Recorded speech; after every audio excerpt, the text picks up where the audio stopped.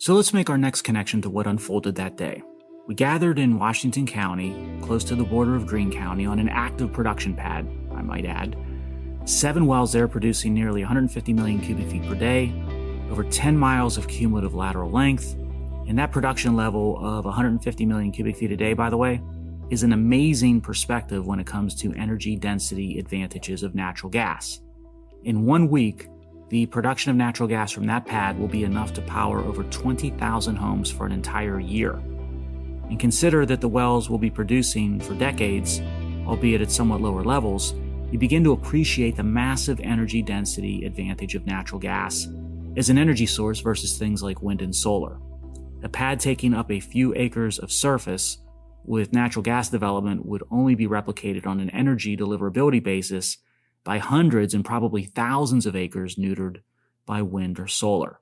I've said it many times, constant listeners, wind and solar, they can't compete with nuclear or natural gas in energy reliability or with respect to energy density. Anyway, we talked about who we were. CNX Resources has been in this region for just 1 year shy of 160 years. It's the oldest public company in Western Pennsylvania. A guy by the name of Abraham Lincoln was in the White House when we got our start, which is pretty amazing. And there's 2 things to know about CNX Resources over that time that do a great job of explaining why we ended up on that location on November 2nd with the governor. First, we, the natural gas industry or CNX Resources, we are the community and the community is us. And you simply cannot separate the natural gas industry and the community in places like Pennsylvania. It's effectively the same DNA. And at CNX, we've got an intense commitment and love for this region. I think as a constant listener, you know that by now. And I mentioned the 160 years history. Our team, by the way, doesn't just have that history, but our team lives in these very communities where we operate. And our kids breathe the air, and our parents drink the water, and our homes are here, and the vast majority of us, we intend to stay here for the duration. So if there's a way to advance the ball when it comes to the natural gas industry in Pennsylvania and the quality of life of all the residents in the state, you can be 100% certain that CNX Resources, we're going to want to dive headfirst into that opportunity. And then the second thing to know about CNX, we've got a proud legacy of pioneering the next thing, innovating to a better place.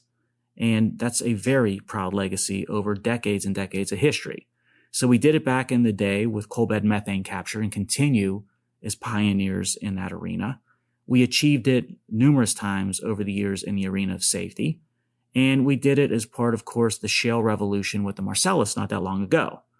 And guess what? We're still doing that today with sort of pioneering the Utica horizon beneath the Marcellus in Pennsylvania and developing and demonstrating a host of new technologies that will fundamentally change not just Pennsylvania, but also, frankly, the world. So when there's a window to hit the next level of innovation, like the one we just mentioned and we're talking about in this episode, you can be assured that CNX will be first in line. And by the way, that's consistent with how Pennsylvania has led the charge on innovation in manufacturing and energy through the years. Again, it's that common DNA that we share with the region and vice versa.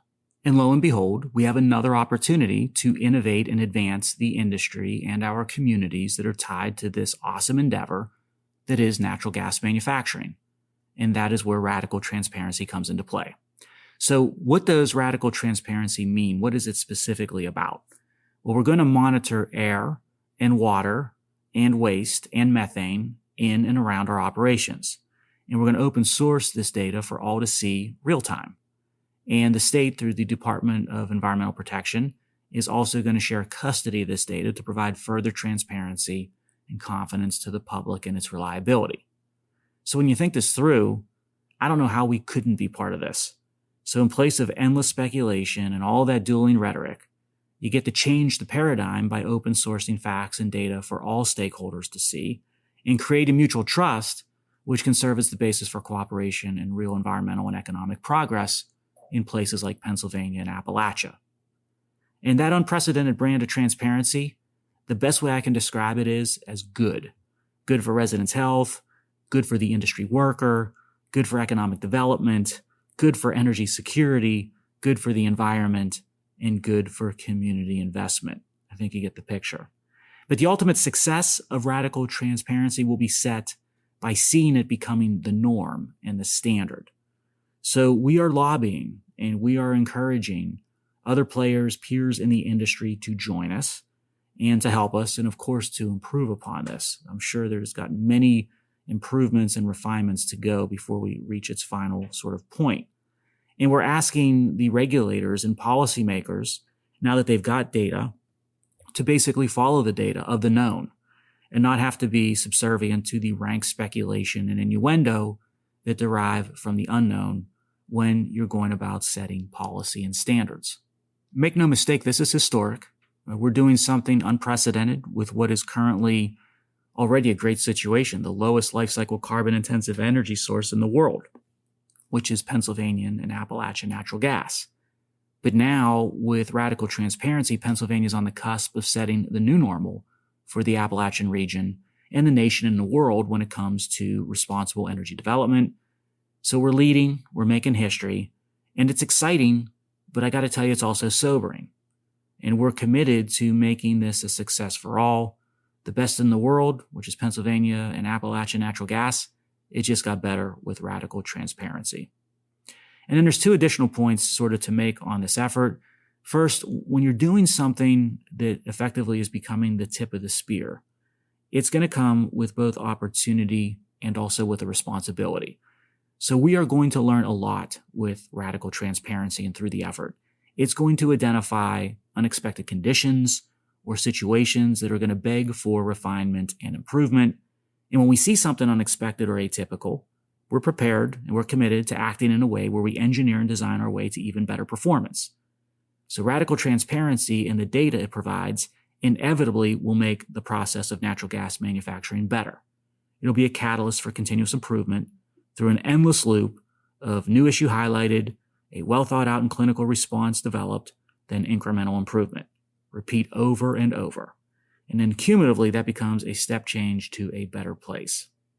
And then the second thing to keep in mind, it's imperative for us at the company and within the industry to be able to use radical transparency to make all that recent rhetoric and speculation and sensational headlines obsolete that we talked about back in episode 124, to definitively confirm for all those stakeholders out there that there are no adverse human health issues related to responsible natural gas development, and to confirm what we already know, that the natural gas industry is essential, it's responsible, and it's inherently good for society. I mentioned that the effort is sobering. Indeed, November 2nd was not the end. It was a rollout of the beginning, the start. And now the real work begins. And the true impactfulness, if that is even a word, maybe I just made it up. But you get the point. We are ready and we are pumped and we are focused. And one final connection on the rollout of radical transparency. The event had the following speakers at the podium. The governor, of course, myself representing industry, the head of a state environmental organization, and the president of a local building trades union. Now that's what you call a coalition of the willing, a coalition of doers wanting to get something done on advancing the state of the art. There are still people and organizations out there who desire to do so, thank God. And yes, there are some in industry who might hate the concept. Their view, I suppose, is no action, no progress, nothing is acceptable because things are perfect. That's nonsense, of course. In some radical environmental groups, they went ballistic, and I mean ballistic, because they're all about stopping all progress, creating energy insecurity, in the false cause of protecting the planet or the citizen. Yes, the two extremes, they weren't happy, but this is not a popularity contest.